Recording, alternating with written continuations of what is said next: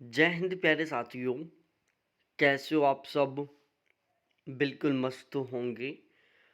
You Victor classes YouTube channel पर आप सभी का बहुत बहुत स्वागत है। इंडस्ट्रियल ज्योग्राफी की हमारी जो यूनिट चल रही है और उसमें हमने कल वाली क्लास में कुछ वेरी वेरी इंपॉर्टेंट ज्योग्राफर थे जिनके द्वारा उद्योग की अवस्थिति को समझाने के लिए अलग अलग तरीके के मॉडल दिए गए थे। ठीक है, उनको हमने बहुत अच्छे तरीके से समझने की प्रयास किया था, जिसमें हमने अब तक वेबर का जो मॉडल था, जिन्होंने न्यूनतम परिवहन लागत वाले स्थान पर उद्योग को लगाने के लिए कहा था। ठीक है, उसके बाद में हमने लॉस मॉडल के बारे में डिस्कस किया, जिन्होंने कम्प्लीटली प्रॉफिट के ऊपर बात किया था कि हमें अपनी इंडस्ट्री को वहाँ पर लगाना चाहिए जहाँ पर हमें मैक्सिमम प्रॉफिट मिले। फिर हमने हुबर मॉडल का सिद्धांत पढ़ा, स्मिथ मॉडल का सिद्धांत पढ़ा। इन सभी के बारे में आपको पता होना चाहिए कि कौन से विद्वान ने क्या बात बोली और क्यों बोली। ठीक है, तो इनको लेकर जो भी आपका कंसेप्ट था वो मैंने बहुत अच्छे तरीके से समझा दिया। ठीक है, इन्होंने कुछ स्पेशल कीवर्डों का उपयोग किया था, ये मैंने बिल्कुल अच्छे तरीके से समझा दिया। तो ओवरऑल अब तक हमने जो भी उद्योग की अवस्थिति को समझाने वाले मॉडल पढ़े हैं, ये आप सभी को बिल्कुल अच्छे तरीके से समझ में आ ही गए होंगे। यदि किसी भी कैंडिडेट को किसी भी तरीके का कोई डाउट हो, कोई कन्फ्यूजन हो, तो वो ज़रूर डिस्कस कर सकते हैं। ठीक है, तो अब हम कल वाली क्लास में जो स्थानिक लागत वक्र था और जो क्षेत्रीय लागत वक्र था वो हमने अच्छे तरीके से पढ़ लिया था। स्मिथ मोदी ने बताया था कि हमें इंडस्ट्री को वहाँ पर लगाना चाहिए जहाँ पर क्षेत्रीय आय वक्र और क्षेत्रीय लागत वक्र एक दूसरे को प्रतिच्छेदित करते हैं। तो यदि मैं इस डायग्राम के अकॉर्डिंग बताऊं तो हमें अपनी इंडस्ट्री को यहाँ पर लगाना चाहिए। कहाँ पर लगाना चाहिए? या तो यहाँ पर लगाना चाहिए, ये यहाँ पर लगाना चाहिए, क्योंकि यहाँ पर जो लागत वक्र है और जो आय वक्र है वो एक दूसरे को प्रतिच्छेदित कर रहे हैं। ठीक है, तो स्मिथ मोदी के अनुसार इंडस्ट्री के लिए सबसे बेस्ट स्थान ये होगा। ठीक है ना, ये क्या है? क्षेत्रीय आय वक्र और क्षेत्रीय लागत वक्र का प्रतिच्छेदित बिंदु है। तो ये यहाँ पर बिल्कुल अच्छे तरीके से आपको समझ में आ गया होगा। और क्षेत्रीय लागत वक्र, क्षेत्रीय आय वक्र, इन दोनों के बीच में जो सबसे बड़ा डिफरेंस है, ये भी मैंने कल आपको बिल्कुल अच्छे तरीके से समझा दिया था। और मैंने बताया भी था कि ये वाली जो लाइनें हैं ये आपको बिल्कुल अच्छे तरीके से याद होनी चाहिए। और यदि आप ज्योग्राफी सब्जेक्ट को बहुत गजब तरीके से तैयार करना चाहते हो, ज्योग्राफी से आप जेआरएफ क्वालिफाई करना चाहते हो, तो आप हमारा ज्योग्राफी का गारंटी बैच ज्वाइन कर सकते हैं। और ज्योग्राफी का ये गारंटी बैच ज्वाइन करने के लिए आपको विजिट करना होगा। ये मेरे व्हाट्सअप नंबर है और ये मेरे कॉलिंग नंबर है 7891350470। इनके थ्रू आप मेरे साथ डिस्कस कर सकते हैं बैच के रिगार्डिंग और बैच ज्वाइन कर सकते हैं। हमारा जो बैच है उसका सबसे मेन टारगेट है नेट जेआरएफ का एग्ज़ाम, असिस्टेंट प्रोफेसर का एग्ज़ाम, और उसमें भी 80% प्लस का स्कोर। ठीक है, तो हम जून 2024 में जो एग्ज़ाम होने वाला है उसको टारगेट लेकर ज्योग्राफी का एक गारंटी बैच शुरू कर रखे हैं, जिसका टारगेट है कि हमें कैसे भी करके ज्योग्राफी से बहुत ही गजब के मार्क्स के साथ जून 2024 में जेआरएफ क्वालिफाई करना है। तो यदि आप जेआरएफ चाहते हो तो आप ज़रूर बैच ज्वाइन कर सकते हैं। अब हम व्यवहारवादी जो विचारधारा है इसको हम पढ़ते हैं, बिहेवियरल एंड लोकेशन। ठीक है, तो जो व्यवहारवादी विचारधारा है उसको अच्छे तरीके से समझते हैं कि ये व्यवहारवादी विचारधारा क्या है, किस तरीके से है, बिल्कुल सिस्टमेटिक तरीके से। देखो, व्यवहारवादी जो विचारधारा है उसके प्रतिपादक का नाम क्या है? एलन प्रेडमोदे है। ठीक है, एलन प्रेडमोदे के द्वारा व्यवहारवादी विचारधारा का प्रतिपादन किया गया। एलन प्रेडमोदे के द्वारा एक बुक लिखी गई थी, बिहेवियर एंड लोकेशन। कब लिखी गई थी? 1967 में लिखी गई थी। बहुत ज़्यादा ज़रूरी नहीं है इस सन को याद करना। यदि आप कंफ्यूज ना हो तो सन को याद कर लो, यदि कंफ्यूज होते हो तो आपको ये सन बिल्कुल भी याद करने की ज़रूरत नहीं है। ठीक है ना, क्योंकि इससे पहले की जो ज्योग्राफर थे जहाँ पर हमें सन याद करनी ही चाहिए, वो आपको याद रखनी होगी। इसी पुस्तक में इन्होंने औद्योगिक अवस्थिति से संबंधित व्यवहारिक विचारधारा या व्यवहारवादी विचारधारा का प्रतिपादन किया था। तो एलन प्रेडमोदे ने अपनी किताब बिहेवियर एंड लोकेशन में व्यवहारवादी विचारधारा का प्रतिपादन किया था। ठीक है ना, तो ये बिल्कुल अच्छे तरीके से आपको पता होना चाहिए कि एलन प्रेडमोदे ने अपनी किताब एलन प्रेड मोदे ने अपनी किताब बिहेवियर एंड लोकेशन में व्यवहारिक विचारधारा या व्यवहारवादी विचारधारा का प्रतिपादन किया था। ठीक है, उसके बाद इन्होंने दूसरी किताब लिखी, पैलेस प्रैक्टिस एंड स्ट्रक्चर। ठीक है, ये एलन प्रेड मोदे के द्वारा लिखी हुई दूसरी किताब है। प्रेड पहले विद्वान थे जिन्होंने व्यवहारिक विचारधारा के आधार पर उद्योग की अवस्थिति को समझाने का प्रयास किया। भाई जो एलन प्रेड मोदे थे ना, ये इस पूरी दुनिया के पहले एकमात्र ऐसे विद्वान थे जिन्होंने व्यवहारिक विचार के आधार पर या व्यवहारिक विचारधारा के आधार पर उद्योग की अवस्थिति को समझाने का प्रयास किया। ठीक है ना भाई, केवल व्यवहारिक विचारधारा के आधार पर यह समझाने का प्रयास किया कि हमें अपनी इंडस्ट्री को कहाँ पर एस्टेब्लिश करना चाहिए। अब देखो यहाँ पर आपको ये बिल्कुल अच्छे तरीके से याद होना चाहिए, ये अच्छे तरीके से याद होना चाहिए, ये अच्छे तरीके से याद होना चाहिए, ये भी याद होना चाहिए, ये भी याद होना चाहिए। ठीक है, तो व्यवहारवादी विचारधारा के संबंध में ये जितनी भी लाइनें हैं इस पेज की, ये आपको बिल्कुल अच्छे तरीके से याद होनी चाहिए। ठीक है, अब हम व्यवहारिक विचारधारा के अनुसार आर्थिक मानव का संतोषकर्ता माना है। ठीक है, व्यवहारिक विचारधारा के अनुसार आर्थिक मानव को संतोषकर्ता माना, न कि आदर्शकर्ता। ठीक है, संतोषकर्ता का मतलब क्या है भाई, जो एलन प्रेड मोदे हैं इन्होंने अपनी इस व्यवहारिक विचारधारा में मानव को संतोषकर्ता माना है, मतलब वो सेटिस्फैक्शन वाला कैंडिडेट है। ठीक है ना, वो ऐसा कैंडिडेट है कि चलो इतना प्रॉफिट मिल रहा है सफिशिएंट है, ऐसा नहीं कि इससे भी ज़्यादा प्रॉफिट मिले, इससे भी ज़्यादा मिले, इससे भी ज़्यादा मिले, इससे भी ज़्यादा मिले, नहीं ऐसा नहीं। इन्होंने ये माना है कि मानव है ना एक संतोष करता है, उसको एक थोड़ा प्रॉफिट मिल जाएगा तो भी वो काम कर लेगा। व्यवहारवादी विचारधारा उद्योगपति के संतोष को प्राथमिकता देता है, न कि लाभ को। ठीक है भाई, जो इंडस्ट्रियल मैन है उसको सेटिस्फैक्शन मिलना चाहिए। ठीक है ना भाई, इन्होंने बताया कि किसी भी इंडस्ट्री को कहाँ पर एस्टेब्लिश करना चाहिए, इसमें प्रॉफिट काम नहीं करता, इसमें काम करता है उस बिजनेसमैन का सेटिस्फैक्शन, कि उसको संतोष कहाँ पर मिल रहा है। ठीक है ना, उसको सेटिस्फैक्शन कहाँ पर मिल रहा है, वो कहाँ पर अपने आप को सेफ महसूस कर रहा है।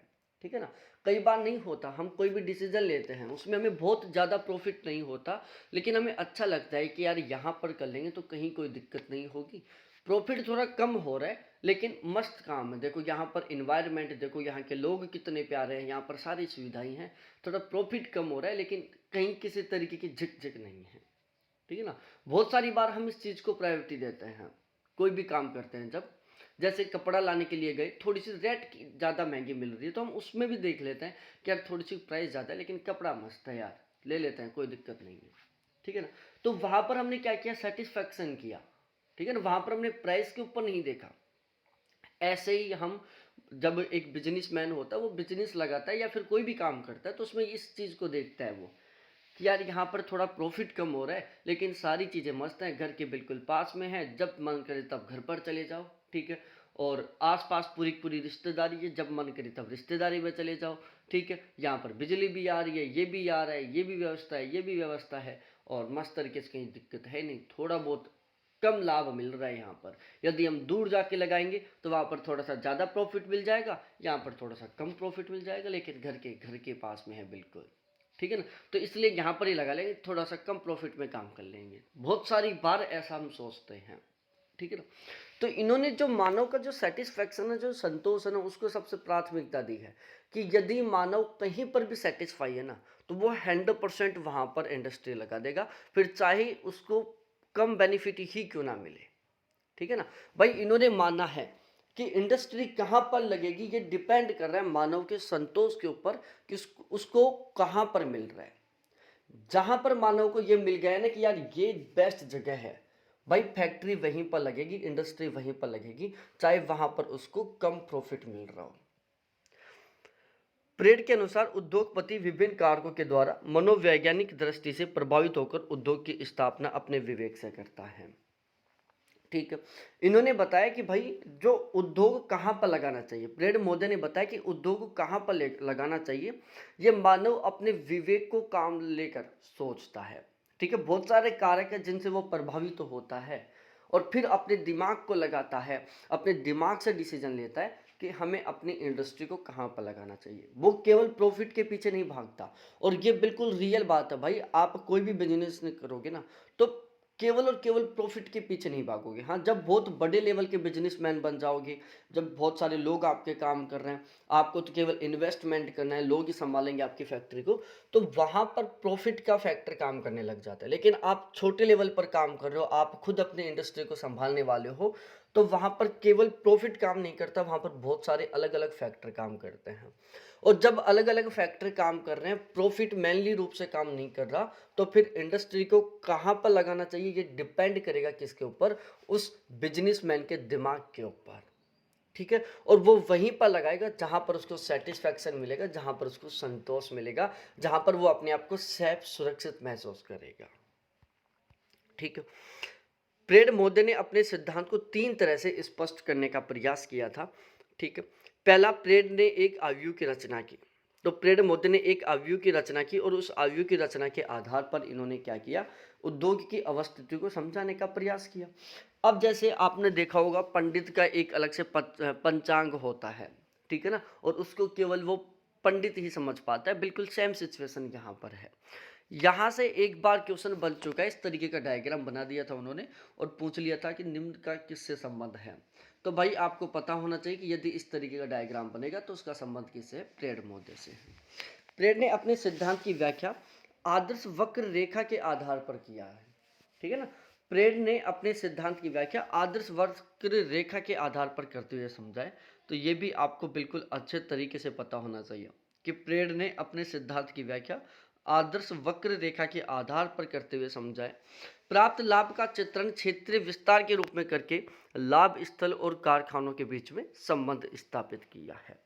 ठीक है ना, प्राप्त लाभ का चित्रण क्षेत्रीय विस्तार के रूप में किया है इन्होंने। जो प्रॉफिट मिल रहा है उसका चित्रण इन्होंने क्षेत्रीय विस्तार के आधार पर किया है और लाभ स्थल और कारखानों के बीच में संबंध स्थापित किया है। तो देखो, प्रेड मोदी के संबंध में तो आपको हर एक लाइन याद करनी ही पड़ेगी, क्योंकि इन्होंने हमने इनके संबंध में बहुत कुछ नहीं लिखा, केवल सेलेक्टेड पॉइंट लिखा है हमने यहाँ पर।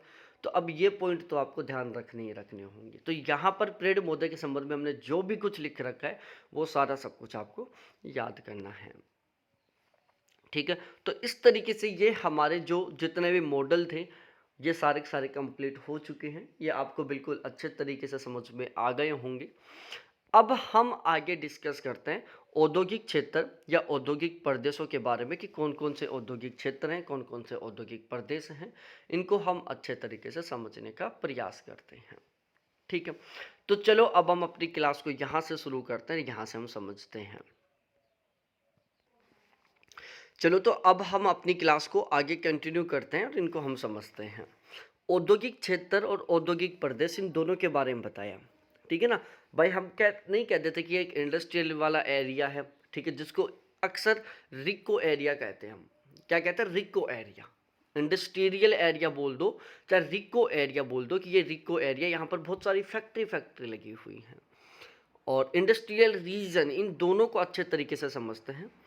उद्योग को कच्चा माल, यांत्रिक शक्ति, मशीन आसानी से प्राप्त होनी चाहिए ताकि वस्तुओं का आसानी से उत्पादन किया जा सके।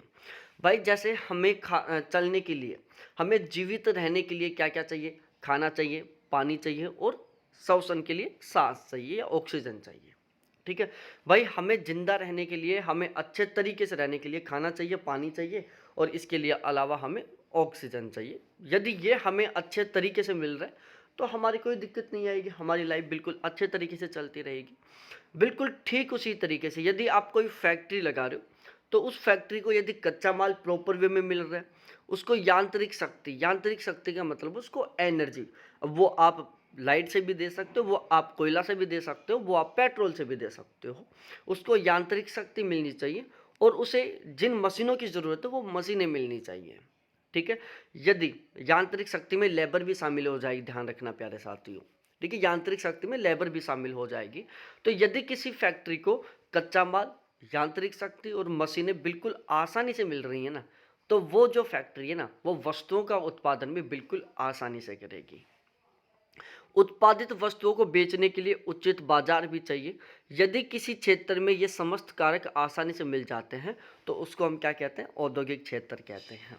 ठीक है भाई, अब मैं दोबारा से समझाता हूँ। यदि किसी फैक्ट्री को कच्चा माल बिल्कुल आसानी से मिल रहा है, यांत्रिक शक्ति बिल्कुल आसानी से मिल रही है और उसे मशीनें बिल्कुल आसानी से मिल रही हैं, तो वो फैक्ट्री क्या करेगी, प्रोडक्ट का उत्पादन भी बहुत ही आसानी से करेगी। साथ ही साथ उस फैक्ट्री से जो प्रोडक्ट तैयार हो रहा है उसको बेचने के लिए मार्केट भी बिल्कुल आसानी से चाहिए। और यदि ये सारी चीज़ें बिल्कुल आसानी से मिल रही हैं, या फिर ये सारी चीज़ें जैसे मार्केट आसानी से, या मार्केट है, मशीन है, कच्चा माल है, शक्ति है, ये सारी की सारी चीज़ें जिस क्षेत्र में मिल रही हैं ना, उस क्षेत्र को हम क्या कहते हैं, औद्योगिक क्षेत्र कहते हैं। जैसे ये एक एरिया है जहाँ पर इंडस्ट्री से रिलेटेड सभी की सभी मशीनें भी मिल रही हैं, सभी के सभी प्रकार का कच्चा माल भी मिल रहा है, ठीक है। इसके अलावा यांत्रिक शक्ति भी मिल रही है, यहीं से बेचने के लिए मार्केट मिल रहा है, मतलब वो होलसेल की दुकानें खुली हुई हैं। आप अपना प्रोडक्ट तैयार करो फैक्ट्री से, उन होलसेल वालों तक पहुंचा दो, फिर वो पूरे इंडिया में डिस्ट्रीब्यूट करेंगे, वर्ल्ड वाइज तरीके से डिस्ट्रीब्यूट करेंगे। तो यहाँ पर आपकी फैक्ट्री को बिल्कुल पास में क्या मिल गया, मार्केट मिल गया, ठीक है। क्या मिल गया, मार्केट मिल गया, तो इसको हम औद्योगिक क्षेत्र कहेंगे। अब देखो, विश्व में 4 ऐसे क्षेत्र जिन्हें औद्योगिक क्षेत्र में शामिल नहीं किया जा सकता, जो निम्न है। जैसे आर्द्र अयनवर्ती क्षेत्र, भाई ये टोटल 4 ऐसे क्षेत्र हैं जिनको हम औद्योगिक क्षेत्र में शामिल नहीं कर सकते, जिसमें सबसे पहले आता है आर्द्र अयनवर्ती क्षेत्र। अयनवर्ती क्षेत्र कौन सा होता है, मैं आपको बता चुका हूँ कई बार। अब आप बताओ, आप अयनवर्ती क्षेत्र में कौन से एरिया को शामिल करोगे। जैसे ये हमारा ग्लोब है, ये हमारी विषुवत रेखा है, ये हमारा 23.5 डिग्री उत्तरी अक्षांश है, और ये हमारा 23.5 डिग्री दक्षिणी अक्षांश है, ठीक है। अब कर्क रेखा और मकर रेखा के बीच का जो क्षेत्र है, ठीक है, कर्क रेखा और मकर रेखा के बीच का जो क्षेत्र है उसको हम किस में शामिल करेंगे, अयनवर्ती क्षेत्र में शामिल करेंगे। तो ये आपको बिल्कुल अच्छे तरीके से ध्यान में रखना है कि कर्क रेखा और मकर रेखा के बीच का जो क्षेत्र है, कर्क रेखा और मकर रेखा के जो बीच का क्षेत्र है उसको हम किस में शामिल करेंगे, अयनवर्ती क्षेत्र में शामिल करेंगे। अब आर्द्र अयनवर्ती का मतलब क्या हुआ, आर्द्र का मतलब हो गया अधिक वर्षात वाला। तो यहाँ पर अयनवर्ती संपूर्ण क्षेत्र शामिल नहीं होगा, इसमें केवल उस क्षेत्र को शामिल किया जाएगा जिसमें जबरदस्त तरीके से बारिश होती है, ठीक है। तो इसमें यह ध्यान रखना, विषुवत रेखा से 5 डिग्री ऊपर और विषुवत रेखा के 5 डिग्री दक्षिण अक्षांशीय क्षेत्र को ही शामिल किया जाता है प्रॉपर वे में, ठीक है ना। यहाँ पर कोई भी फैक्ट्री इसलिए एस्टेब्लिश नहीं की जा सकती क्योंकि यहाँ पर बहुत घने जंगल है, सूर्य का प्रकाश नहीं पहुँच पाता, साथ ही साथ यहाँ पर बहुत ज़बरदस्त तरीके से बारिश होती है, ठीक है। और जब जंगल है, बारिश बहुत ज़बरदस्त तरीके से हो रही है, तो यहाँ पर लोग भी कम रहते हैं जिसकी वजह से मार्केट नहीं मिल पाता, ठीक है। और यहाँ पर अक्सर केवल जंगली ही कच्चा माल तैयार हो पाता है क्योंकि यहाँ पर जंगल ही जंगल है, ठीक है। यहाँ पर ज़मीन नहीं है कि चलो यहाँ से कोई प्रोडक्ट पैदा कर रहे हो या कुछ मिनरल्स निकाल रहे हो, ऐसा सीन नहीं है यहाँ पर। तो एक तो ये क्षेत्र किसी भी हाल में क्या नहीं हो सकता, औद्योगिक क्षेत्र नहीं हो सकता, यहाँ पर लेबर भी नहीं मिलती, मशीनें भी नहीं पहुँचती यहाँ पर। दूसरा ठंडा प्रदेश, भाई ठंडा प्रदेश में जैसे अंटार्कटिका है, वहाँ पर कोई फैक्ट्री लग ही नहीं सकती, ग्रीनलैंड वहाँ पर कोई फैक्ट्री नहीं लग सकती क्योंकि वहाँ पर न तो लेबर जाने वाली, न वहाँ पर कच्चे माल नहीं मिलने वाला, न वहाँ से कोई मार्केट मिलने वाला, ठीक है। मार्केट चाहिएगा तो उस प्रोडक्ट को वहाँ से तैयार करके फिर यहाँ एशिया में भेजना होगा, अमेरिका में भेजना होगा, तो ट्रांसपोर्टेशन का खर्चा बहुत ज़बरदस्त तरीके से लगेगा। भाई आप विषुवत रेखीय क्षेत्र में यदि किसी प्रोडक्ट को तैयार करते हो तो उसको आपको केवल और केवल एरोप्लेन के माध्यम से ही और जगह पहुँचाना पड़ेगा, और यदि आप किसी भी माल को एरोप्लेन से पहुँचा रहे हो तो उसमें ट्रांसपोर्टेशन का खर्चा बहुत ज़्यादा आ जाएगा, ठीक है ना। इसलिए यहाँ पर और यहाँ पर ठंडे प्रदेशों में भी सेम सीन है, वहाँ पर भी लोग ही नहीं रह रहे जहाँ पर, तो वहाँ पर आप फैक्ट्री लगा के करोगे क्या, जहाँ पर मार्केट ही नहीं है। क्योंकि आप यदि कच्चा माल वहाँ पर मिल रहा है, ठीक है, वहाँ से प्रोडक्ट तैयार करोगे, फिर उसको बहुत ज़्यादा दूर अंटार्कटिका में आपने कोई प्रोडक्ट तैयार किया, विषुवत रेखीय क्षेत्र में आपने कोई प्रोडक्ट तैयार किया, अब आप उसको, सड़क तो बना नहीं सकते वहाँ पर, सड़कें हैं नहीं, अंटार्कटिका में भी नहीं है, ग्रीनलैंड में भी नहीं है, विषुवत रेखीय क्षेत्र में भी नहीं है। अब वहाँ पर आप पहले एयरपोर्ट बनाओगे, फिर अपने प्रोडक्ट को एरोप्लेन के माध्यम से डिस्ट्रीब्यूट करोगे, तो वो तो बहुत ज़्यादा कॉस्टली हो जाएगा, ठीक है। फिर वहाँ पर ऐसा नहीं है कि बहुत सारी फैक्ट्री हैं, यहाँ पर तो केवल आपका विचार काम करेगा, केवल आपकी फैक्ट्री रहेगी। तो आपकी फैक्ट्री है, आपका एयरपोर्ट है, आपकी एरोप्लेन है, फिर आप प्रोडक्ट को डिस्ट्रीब्यूट कर रहे हो, तो वो कितना ज़्यादा महंगा पड़ेगा सामान, आपको कितना भारी नुकसान होगा, खुद सोच सकते हो आप, ठीक है। मरुस्थलीय क्षेत्र में भी सेम सीन है भाई, सारा के मरुस्थल में आप क्या फैक्ट्री लगाओगे, ठीक है ना, वहाँ पर लोग ही नहीं रह रहे भाई, फैक्ट्री वहाँ लगती जहाँ पर लोग रह रहे, ताकि लेबर आसानी से मिल जाए और मार्केट आसानी से मिल जाए। हाँ, मरुस्थलीय क्षेत्रों में जो रिफाइनरी है वो फिर भी लग सकती हैं, लेकिन फिर उनको पानी की ज़रूरत है। अब मरुस्थलीय क्षेत्र है तो वहाँ पर पानी नहीं है, अब वहाँ पर आप पानी कहाँ से लेके आओगे भाई। मरुस्थलीय क्षेत्र में सबसे बड़ी प्रॉब्लम किसकी होती है, पानी की होती है, जल की सबसे बड़ी प्रॉब्लम होती है। अब आप ऐसी फैक्ट्री लगा सकते हो मरुस्थलीय क्षेत्र में जिसको बिल्कुल भी पानी की आवश्यकता ना हो, लेकिन बड़ी प्रॉब्लम, ठीक है, आपने ऐसी फैक्ट्री लगा दी उसमें बिल्कुल भी पानी नहीं चाहिए, लेकिन उस फैक्ट्री में जो काम करने वाली लेबर है उसको पीने के लिए पानी चाहिए, उसको अपनी दिनचर्या के लिए पानी चाहिए। चलो आपने वो भी अवेलेबल करवा दिया। अब वहाँ पर मरुस्थलीय क्षेत्र है तो वहाँ पर बहुत ज़्यादा लोग नहीं रह रहे, तो आप अपने जो प्रोडक्ट तैयार करो उसको उसी एरिया में डिस्ट्रीब्यूट नहीं कर सकते, उसको अब उस प्रोडक्ट को आपको बाहर डिस्ट्रीब्यूट करना पड़ेगा। तो भाई कोई भी बिजनेसमैन इतनी बड़ी रिस्क नहीं लेगा कि चलो एक ऐसे एरिया में फैक्ट्री लगाए जहाँ पर बहुत सारी सुविधाओं का अभाव है और मार्केट भी नहीं है, ठीक है।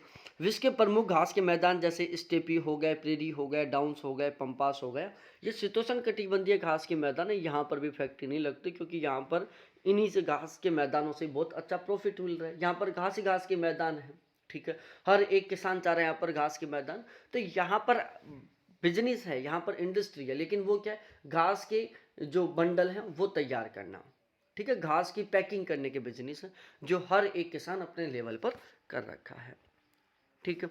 तो ये चार ऐसे क्षेत्र है जहाँ पर कोई भी फैक्ट्री औद्योगिक क्षेत्र नहीं हो। औद्योगिकृत क्षेत्र दो प्रकार के होते हैं, एक औद्योगिकृत क्षेत्र होता है, दूसरा केंद्र स्थल होता है, ठीक है। अब देखो, औद्योगिकृत क्षेत्र उत्तरी अमेरिका, यूरोप, एशिया। औद्योगिकृत क्षेत्र में हम किसको शामिल करते हैं, उत्तरी अमेरिका को शामिल करते हैं, यूरोप को शामिल करते हैं, एशिया को शामिल करते हैं। ये क्या है, औद्योगिकृत क्षेत्र है। केंद्र स्थलीय क्षेत्र, इसमें उद्योगों की संख्या विविधता दोनों शामिल होती हैं। इसमें औद्योगिकृत क्षेत्रों के समीपवर्ती क्षेत्र दक्षिणी अमेरिका, ऑस्ट्रेलिया व दक्षिणी अफ्रीका को शामिल किया जाता है, ठीक है भाई। औद्योगिकृत क्षेत्र में हम उत्तरी अमेरिका, यूरोप, एशिया को शामिल करेंगे।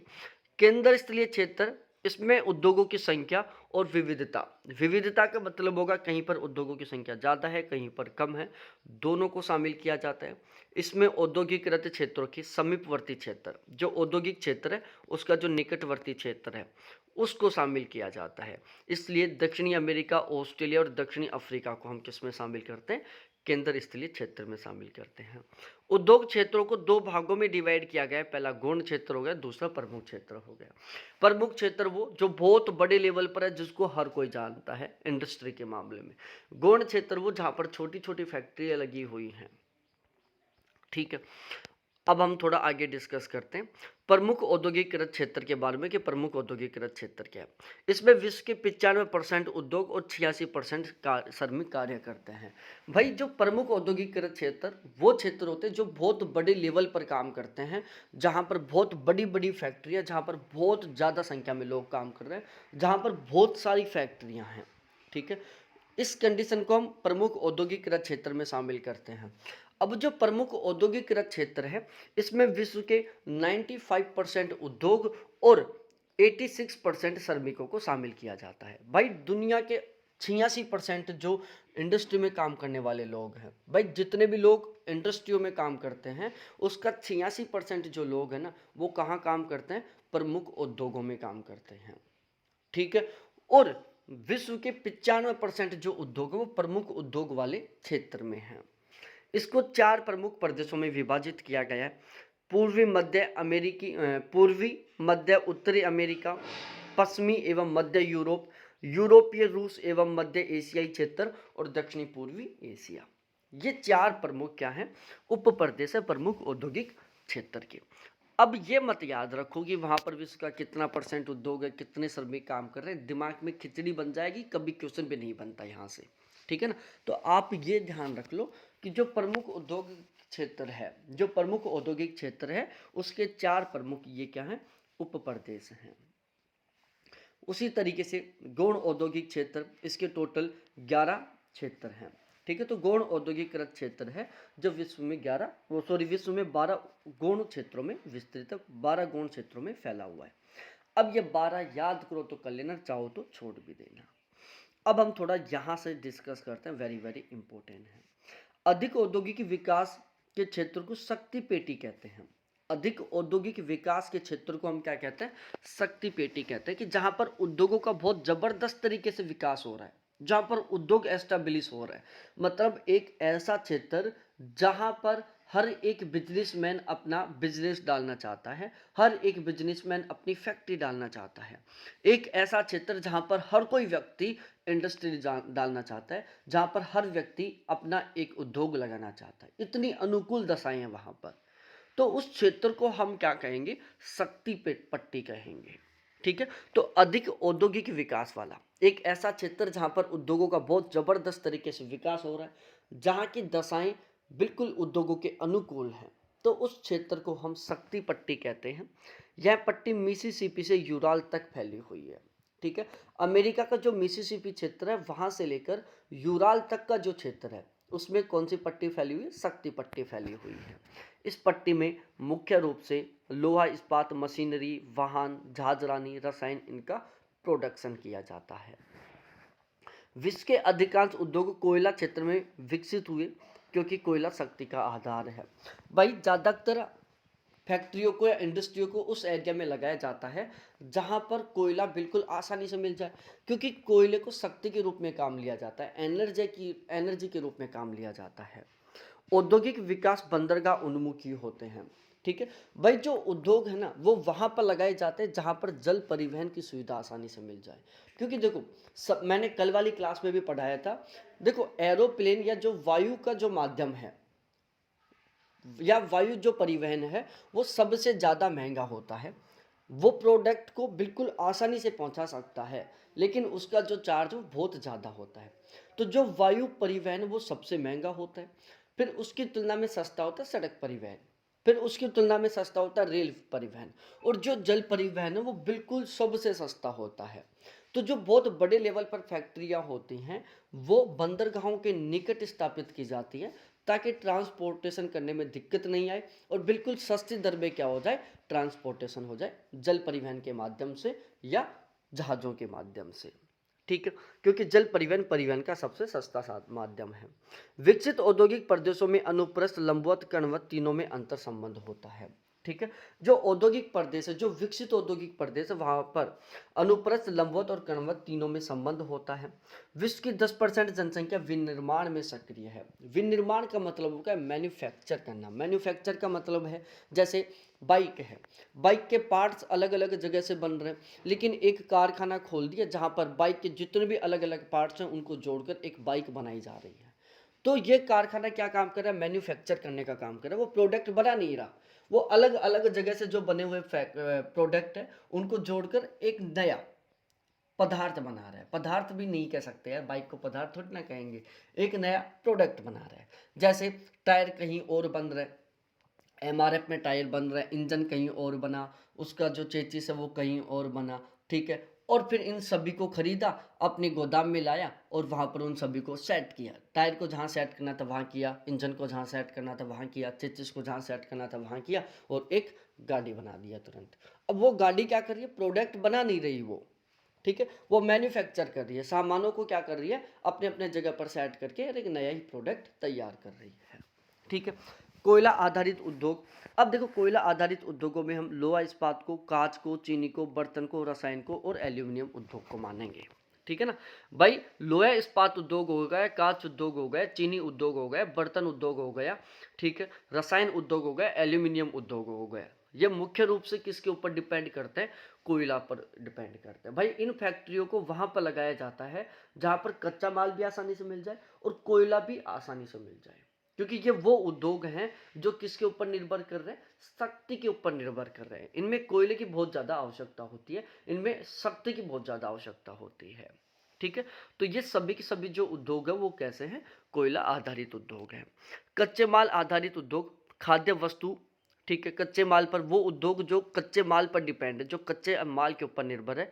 तो इसमें खाद्य वस्तु उद्योग हो गया, तांबा हो गया, शीशा हो गया, दस्ता हो गया, एल्यूमिनियम हो गया, लकड़ी हो गया।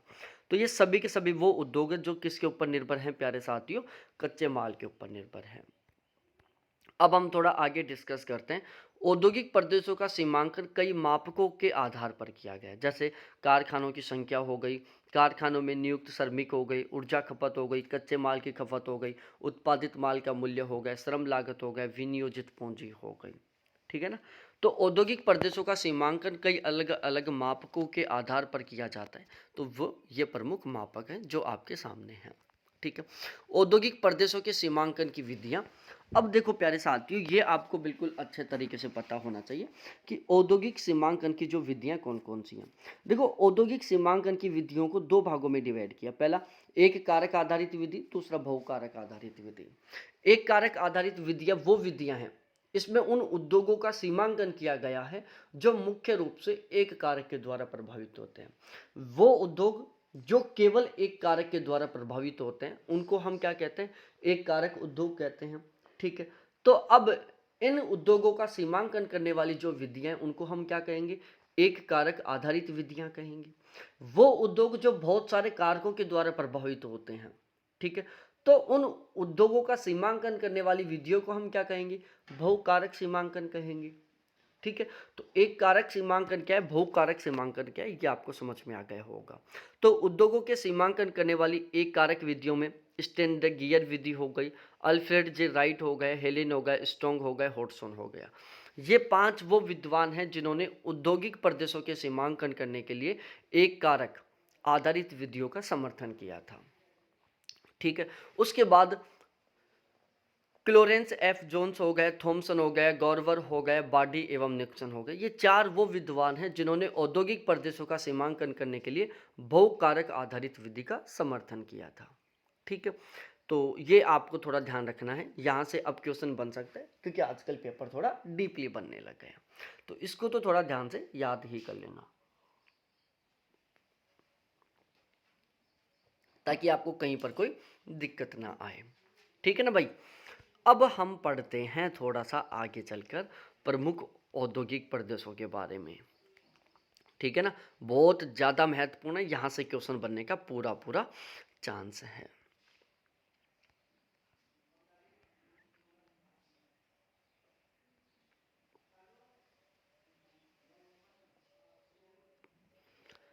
चलो तो अब हम शुरू करते हैं और सबसे पहले हम शुरुआत करते हैं यहाँ पर संयुक्त राज्य अमेरिका के औद्योगिक प्रदेशों के बारे में और इसको अच्छे तरीके से पढ़ते हैं। अब ध्यान से सुन लो एक बात, तो रटने का पोर्शन ज़्यादा है यहाँ पर। ठीक है। समझने का कम है। राष्ट्र के मध्य में कुछ औद्योगिक नगर विकसित हुए, उनमें सॉल्ट लेक सिटी थी, डेनेवर था, कोलेडेरा था आदि प्रमुख। ठीक है। प्रशांत तट पर भी कुछ औद्योगिक नगरों का विकास हुआ। इसमें लॉस एंजिल्स था, लॉन्ग बीच था, सैन फ्रांसिस्को था, ऑर्कलैंड था, सैन डियागो था, पोर्टलैंड था, सिएटल था। ठीक है। तो ये आपको ध्यान रखना है तो रख दो, वरना अदरवाइज इसको छोड़ दो। ठीक है ना।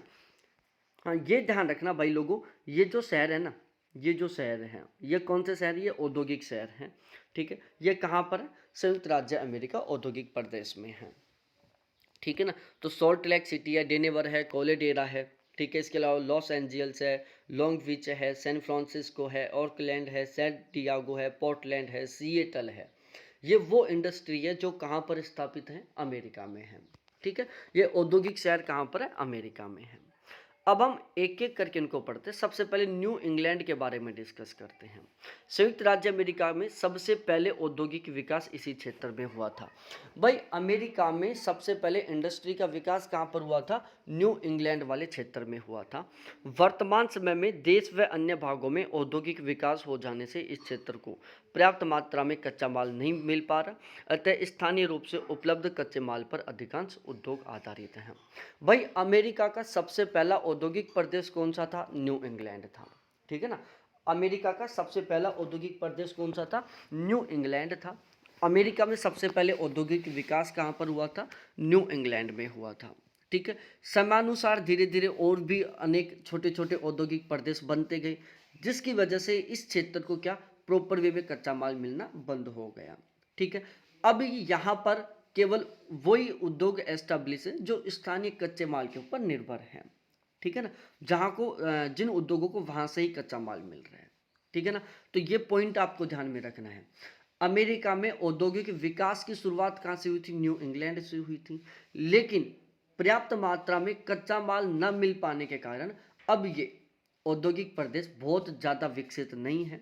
ठीक है, यहाँ पर केवल वही उद्योग स्थापित हैं जो स्थानीय कच्चे माल के ऊपर आधारित हैं। ठीक है, चलो तो अब हम देखो, जो न्यू इंग्लैंड प्रदेश था उसकी खासियत विशेषता आपको पता होनी चाहिए कि भाई अमेरिका में औद्योगिक विकास सबसे पहले कहाँ पर हुआ? न्यू इंग्लैंड में हुआ। लेकिन ये क्षेत्र बहुत ज़्यादा विकसित नहीं हो पाया। क्यों नहीं हो पाया? क्योंकि अन्य क्षेत्रों में उद्योगों की स्थापना होने की वजह से इसको पर्याप्त मात्रा में कच्चा माल नहीं मिल पाया, और जब कच्चा माल ही नहीं मिलेगा तो प्रोडक्ट कहाँ से बनेगा? ठीक है, तो कच्चे माल की पर्याप्त मात्रा में आपूर्ति ना होने की वजह से न्यू इंग्लैंड एक बहुत बड़ा विकसित औद्योगिक प्रदेश नहीं बन पाया। फिलहाल में यहाँ पर केवल वही इंडस्ट्री काम कर रही है जिनको स्थानीय कच्चे माल की आवश्यकता होती है। ठीक है, अब इस क्षेत्र में मछली है, लुगदी है, ऊन है, चिकनी मिट्टी, रेत है, ये कच्चे माल के रूप में है, तो इनसे रिलेटेड प्रोडक्ट तैयार किए जाते हैं। ठीक है, अब देखो, औद्योगिक एवं विद्युत की मशीनें यहाँ पर बनाई जाती हैं। ठीक है, पुर्जे बनाए जाते हैं 22.5%, बर्तन, वाहन, वस्त्र। अब ये जो प्रतिशत है ना, ये मत याद करना आप। ठीक है ना, ये प्रतिशत मत याद करना, केवल ये रख लो कि न्यू इंग्लैंड में बर्तन बनाए जाते हैं, वाहन बनाए जाते हैं, वस्त्र बनाए जाते हैं, औद्योगिक और विद्युत की मशीनें बनाई जाती हैं, उनके पुर्जे बनाए जाते हैं। New England, Providence, Boston, new Bradford, man आदि यहाँ के प्रमुख औद्योगिक नगर हैं। औद्योगिक प्रदेश में सूती वस्त्र केंद्र के रूप में विकसित हुआ है। ठीक है ना, अब देखो प्यारे साथियों, यहाँ पर ये ध्यान रख लो कि न्यू इंग्लैंड है, प्रोविडेंस है, बोस्टन है, न्यू ब्रेडफोर्ड, मैन है, ये यहाँ के क्या है? प्रमुख औद्योगिक नगर हैं। दक्षिणी राज्यों में कपास कच्चे माल के रूप में आयातित किया जाता है। जो दक्षिणी राज्य हैं उनमें कपास का आयात किया जाता है। कालांतर में दक्षिणी राज्यों में इस उद्योग में विकास हो जाने पर यहाँ उद्योग गिरता जा रहा है। ठीक है भाई, प्राचीन समय में क्या था? पहले के समय में क्या था कि इस क्षेत्र में दक्षिणी राज्यों से कच्चे माल का, कपास का आयात किया जाता था। ठीक है, प्राचीन समय में इस क्षेत्र में, प्राचीन समय में क्या होता था कि दक्षिणी राज्यों से कपास का आयात कर लिया जाता था और यहाँ पर फैक्ट्रियाँ अच्छे तरीके से चल रही थी।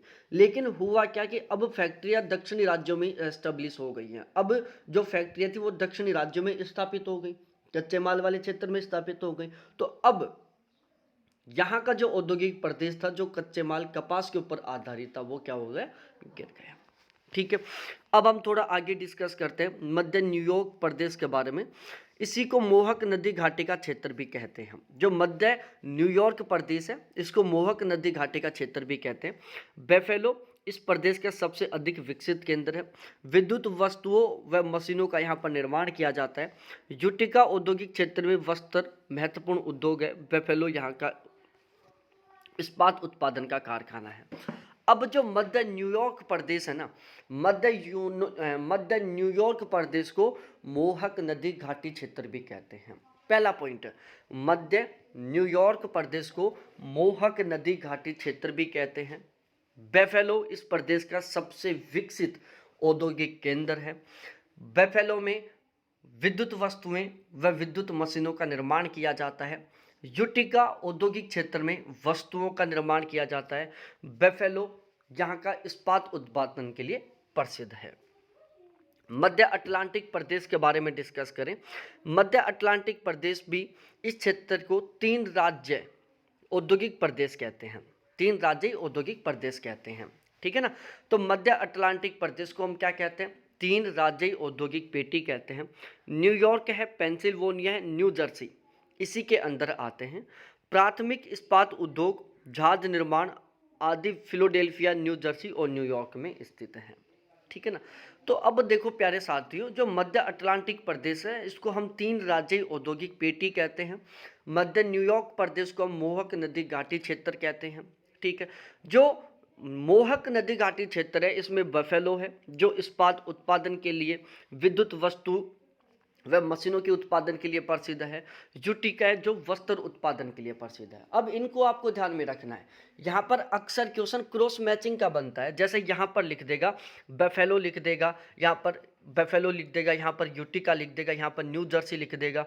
ठीक है, और यहाँ पर एक नया और प्रदेश लिख देगा। यहाँ पर लिख देगा वस्त्र, यहाँ पर लिख देगा इस्पात, यहाँ पर लिख देगा क्या, प्राथमिक इस्पात उद्योग या झाजरानी लिख देगा, यहाँ पर लिख देगा। ठीक, अब क्रॉस मैच करवाएगा कि कौन सा क्षेत्र किसका उत्पादन के लिए करने के लिए प्रसिद्ध है। अब आपको पता नहीं कि बेफेलो है जो इस्पात उत्पादन के लिए प्रसिद्ध है, विद्युत और की मशीनें या विद्युत की वस्तुएं बनाने के लिए प्रसिद्ध है। आपको पता ही नहीं है कि न्यू जर्सी, पेंसिल्वेनिया, न्यूयॉर्क है जो कि झाजरानी या जहाज के निर्माण के लिए प्रसिद्ध है।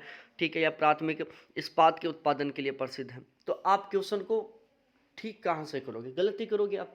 और ये आपको तभी ही पता चलेगा जब आप इनको रटोगे। ठीक है, पीटर्सबर्ग क्वींसलैंड प्रदेश, ईरी झील के दक्षिणी तट में फैला यह प्रदेश वस्तु निर्माण, महत्वपूर्ण धातु व इस्पात निर्माण के लिए प्रसिद्ध है। ठीक है, पीटर्सबर्ग और जो क्वींसलैंड है ये ईरी झील के दक्षिण में फैला हुआ है। अमेरिका में 5 वृहद झील हैं जिनके बारे में हम आगे पढ़ने वाले हैं जब हम उत्तरी अमेरिका महाद्वीप के बारे में पढ़ेंगे। ठीक है, तो पीटर्सबर्ग और क्वींसलैंड प्रदेश कहाँ पर है, ईरी झील के दक्षिणी भाग में फैला हुआ है। ठीक है, और ये भी धातु के निर्माण के लिए, प्राथमिक इस्पात के निर्माण के लिए प्रसिद्ध है। अब हम काहवा घाटी के बारे में डिस्कस करें। काहवा घाटी यहाँ पर अधिकांश रासायनिक, देखो काहवा घाटी प्रदेश है ना, इसमें एक नगर है जिसका नाम है चार्ल्सटन। क्या है, चार्ल्सटन, जो कि रासायनिक पदार्थों के उत्पादन के लिए प्रसिद्ध है। तो अब यहाँ से 2 तरीके के क्वेश्चन बन सकते हैं। काहवा घाटी किसके लिए प्रसिद्ध है, रासायनिक पदार्थों के उत्पादन के लिए प्रसिद्ध है। चार्ल्सटन नगर किसके लिए प्रसिद्ध है, तो ये भी प्यारे साथियों रासायनिक पदार्थों के उत्पादन के लिए प्रसिद्ध है। तो काहवा घाटी या चार्ल्सटन है जो किसके लिए प्रसिद्ध है, रासायनिक पदार्थों के उत्पादन के लिए प्रसिद्ध है। दक्षिणी पूर्वी मिशिगन औद्योगिक प्रदेश, तो इसके अंतर्गत हम ओहियो को, मिशिगन को, इंडियाना को, इलिनोयस को, विस्कोसिन को शामिल करते हैं। और ये क्या है, यह प्रदेश राज्य के औद्योगिक प्रदेशों का हृदय स्थल कहा जाता है। ठीक है ना, तो ध्यान रखना प्यारे साथियों, जो दक्षिणी पूर्वी मिशिगन औद्योगिक प्रदेश है इसको हम अमेरिका औद्योगिक क्षेत्र का क्या कहते हैं, हृदय स्थल कहते हैं। ठीक है, तो दक्षिणी पूर्वी मिशिगन औद्योगिक प्रदेश को क्या कहा जाता है, संयुक्त राज्य अमेरिका औद्योगिक क्षेत्र का हृदय स्थल कहा जाता है। ठीक है, मैं फिर से रिपीट कर रहा हूं प्यारे साथियों। ठीक है ना, मैं फिर से रिपीट कर रहा हूं कि संयुक्त राज्य अमेरिका औद्योगिक क्षेत्र का हृदय स्थल किसको कहा जाता है, तो संयुक्त राज्य अमेरिका औद्योगिक क्षेत्र का जो हृदय स्थल है वो दक्षिणी पूर्वी मिशिगन औद्योगिक प्रदेश को कहा जाता है। संयुक्त राज्य अमेरिका औद्योगिक क्षेत्र का हृदय स्थल किसको कहेंगे, दक्षिणी पूर्वी मिशिगन औद्योगिक प्रदेश को कहेंगे, जिसमें विस्कोसिन, इलिनोयस, इंडियाना, मिशिगन और ओहियो शामिल है। अब हम थोड़ा आगे डिस्कस करते हैं और यहाँ पर पढ़ते हैं मिशिगन झीलीय पृष्ठ भागीय औद्योगिक प्रदेश के बारे में। शिकागो इस क्षेत्र का प्रमुख औद्योगिक केंद्र है। जो मिशिगन झीलीय पृष्ठीय भागीय औद्योगिक प्रदेश है इसका प्रमुख औद्योगिक केंद्र कौन सा है, शिकागो है। यहाँ पर मशीनरी सामान का निर्माण किया जाता है।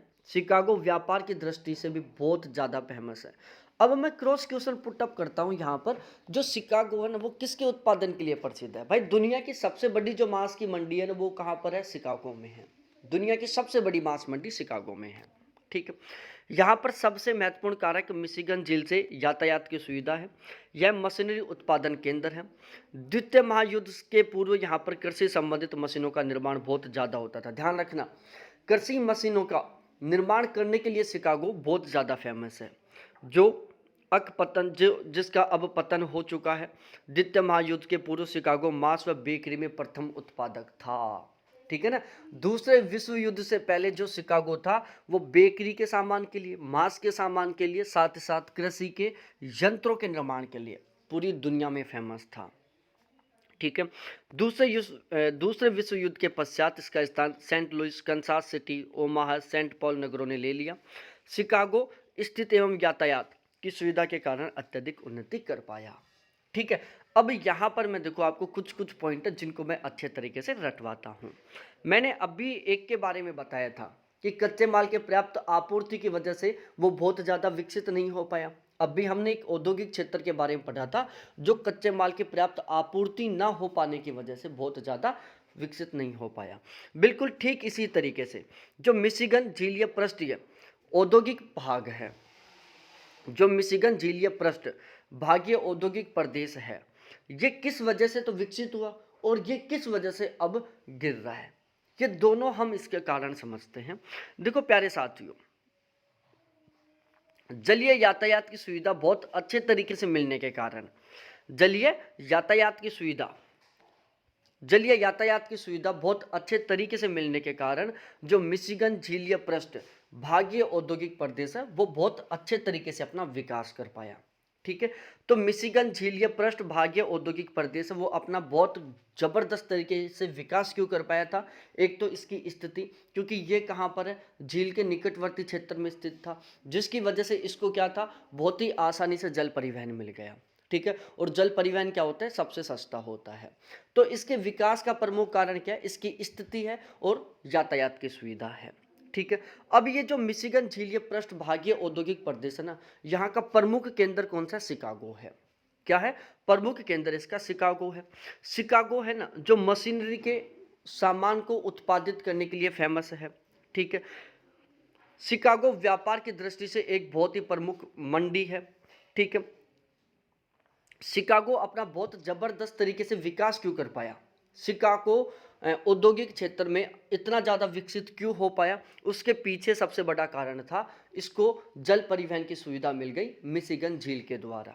ठीक है, तो शिकागो औद्योगिक क्षेत्र में इतना ज़्यादा विकसित हुआ जिसके पीछे सबसे बड़ा कारण था मिशिगन झील के द्वारा इसको जल परिवहन की सुविधा मिल गई। और जब मिशिगन झील के द्वारा इसको जल परिवहन की सुविधा मिली तो ये क्या किया, अपना ज़बरदस्त तरीके से विकास किया, क्योंकि जल परिवहन सबसे सस्ता माध्यम होता है। ठीक है, ये मशीनरी उत्पादन का केंद्र है। अब इसके अलावा ध्यान से सुनना प्यारे साथियों, जो शिकागो प्रदेश है ना, ये कृषि मशीनों का निर्माण करने के लिए पूरी दुनिया में फेमस है। ठीक है, मांस और बेकरी के मामले में ये पूरी दुनिया में फेमस था। ठीक है, तो ये आपको बिल्कुल अच्छे तरीके से ध्यान में रखना है। आज भी क्रॉस मैचिंग में क्वेश्चन पूछ लेता है, और जहां पर क्वेश्चन को इस तरीके से सेट किया जाता है कि हम शिकागो को मांस के साथ, बेकरी के साथ और कृषि मशीनों के सामान को बनाने के साथ जोड़ते हैं। ठीक है ना, तो ये आपको अच्छे तरीके से ध्यान में रखना है। अब शिकागो बहुत ज़्यादा विकसित नहीं हो पा रहा है, अब ये धीरे धीरे लगातार गिरता जा रहा है। क्यों, क्योंकि स्थानीय क्षेत्र पर क्या बन गए, और भी उद्योग स्थापित हो गए। तो शिकागो की जगह किस किसने ले ली, सेंट लुइस ने ले ली, कंसास ने ले लिया, ओमाहा ने ले लिया, सेंट पॉल नगर ने ले लिया, जिनको याद करने की जरूरत नहीं है। तो मिशिगन झीलीय पृष्ठ भागीय औद्योगिक प्रदेश का प्रमुख केंद्र शिकागो। शिकागो के विकास का कारण क्या है, मिशिगन झील के द्वारा मिलने वाली जलीय परिवहन सुविधा। किस किस के लिए प्रसिद्ध है, कृषि मशीनों का या कृषि यंत्रों का निर्माण करने के लिए, दूसरा मशीनीकरण के लिए, तीसरा मांस के लिए, चौथा बेकरी के सामान के लिए प्रसिद्ध है। अब हम 2 पॉइंट और पढ़ लेते हैं, छोटे छोटे पॉइंट हैं, और जिसमें एक है दक्षिणी पश्चिमी ओहियो पूर्वी इंडियाना औद्योगिक प्रदेश। ठीक है, इस क्षेत्र में उद्योगों के केंद्रीकरण का कारण इस क्षेत्र की मध्यवर्ती स्थिति है। ठीक है भाई, दक्षिणी पश्चिमी ओहियो पूर्वी इंडियाना औद्योगिक प्रदेश इतना ज़्यादा विकसित क्यों हो पाया, तो उसका सबसे बड़ा रीजन था क्योंकि ये संयुक्त राज्य अमेरिका के मध्य केंद्रीय भाग में स्थित है। ओहियो राज्य की दक्षिणी सीमा बनाने वाली ओहियो नदी ने इसे बड़ा योगदान दिया। ठीक है ना भाई, जैसे शिकागो को विकसित करने में योगदान किसका है, मिशिगन झील का है। बिल्कुल सेम उसी तरीके से जो दक्षिणी पश्चिमी ओहियो पूर्वी इंडियाना औद्योगिक प्रदेश है, इसको विकसित करने में सबसे बड़ा योगदान किसका है, ओहियो नदी का है। ठीक है, ओहियो नदी ने इसको बहुत ही आसानी से जल परिवहन की सुविधा प्रोवाइड करवाई, जिसकी वजह से इसने अपना बहुत जबरदस्त तरीके से विकास कर लिया। अब हम एक पॉइंट और पढ़ लेते हैं, मिनी सिनाती एवं मियामी घाटी औद्योगिक प्रदेश। ठीक है, देखो यहाँ पर महत्वपूर्ण औद्योगिक नगर स्थित हैं, हैमिल्टन, मिडियाटन, डेटोन, स्प्रिंगफील्ड। इस तरह डेटोन में यातायात संसाधन व इसके पश्चात हवाई जहाज का निर्माण भी सर्वप्रथम यहीं हुआ था। ठीक है, अब देखो यहाँ पर जो कुछ कुछ महत्वपूर्ण पॉइंट है ना, वही मैं आपको यहाँ पर पढ़ाऊंगा। ठीक है, केवल कुछ कुछ महत्वपूर्ण पॉइंट ही हम यहाँ पर पढ़ने वाले, सब कुछ नहीं पढ़ेंगे। सबसे पहला यहाँ पर आपको ध्यान में रखना है कि जो डेटोन है यातायात संसाधन के लिए प्रसिद्ध है। सबसे पहले हवाई जहाज का निर्माण कहाँ पर हुआ था, डेटोन में हुआ था। तो डेटोन यातायात संसाधन के लिए प्रसिद्ध है। दुनिया में सबसे पहले हवाई जहाज का निर्माण डेटोन में हुआ था। ठीक है, हैमिल्टन सुंदर कागज निर्माण, ऊनी वस्त्र निर्माण और मशीनरी उद्योग के लिए प्रसिद्ध है। जो हेमिल्टन है वो सुंदर कागज के निर्माण के लिए, ठीक है, ऊनी वस्त्रों के निर्माण के लिए और मशीनरी उद्योग के लिए प्रसिद्ध है।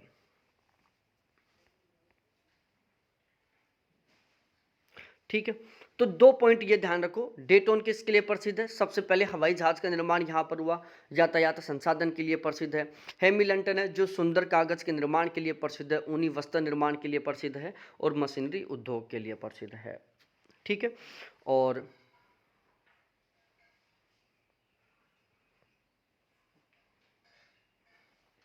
ये भी आपको पता होना चाहिए कि जो कंसास सिटी है वो कहाँ पर है? मिसौरी नदी के तट पर स्थित है। कंसास सिटी कहाँ पर है? मिसौरी नदी के तट पर है। तो ये पॉइंट याद कर लो, ये पॉइंट याद कर लो और ये पॉइंट याद कर लो।